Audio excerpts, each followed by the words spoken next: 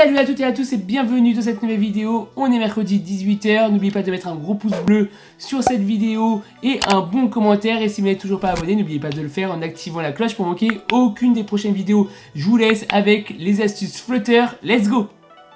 Aujourd'hui, je vais vous montrer comment gérer la visibilité d'un widget. Le moyen le plus connu est simplement de tester avec une condition si nous voulons afficher ou non un widget. Ici, il suffit d'ajouter un if sans les accolades pour afficher ou non le widget selon la valeur de la variable BellVisibility. Lorsque nous changeons la valeur de la variable comme ici, dans un setState dans le OnTab du GestureDetector, on voit bien que le widget apparaît ou disparaît. Pour faire la même chose, il existe aussi le widget Visibility dans lequel on insère la variable dans le paramètre Visible. Le reste ne change pas. Imaginons maintenant que nous voulons masquer le widget mais garder sa place. Pour ça, on peut utiliser le widget Opacity qui joue avec l'opacité du widget enfant. Ici, la variable BellOpacity est un double. Dans le GestureDetector, je passe la variable de 0 à 1. 0 voulant dire invisible et 1 complètement visible. Entre les deux, nous jouons avec l'opacity tout simplement. Comment faire pour passer d'une opacité à une autre avec une animation? On peut pour ça utiliser Animated Opacity qui prend en plus du widget Opacity une durée. Le résultat est à droite. Passons à Dart.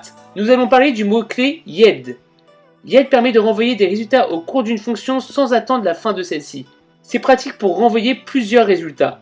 Par exemple, ici, dans une fonction synchrone, nous renvoyons des entiers à chaque itération de la boucle for. Le code qu'il utilise peut récupérer l'ensemble des résultats, ce qui donne une liste de 1 à 10 dans notre cas. Prenons maintenant une fonction asynchrone et utilisons YED. Pour ça, nous allons dire que notre fonction renvoie un stream. La fonction est similaire à la précédente, sauf que j'attends une seconde entre chaque itération de la boucle pour renvoyer une valeur dans le stream. Utilisons cette fonction dans un stream reader pour voir le résultat.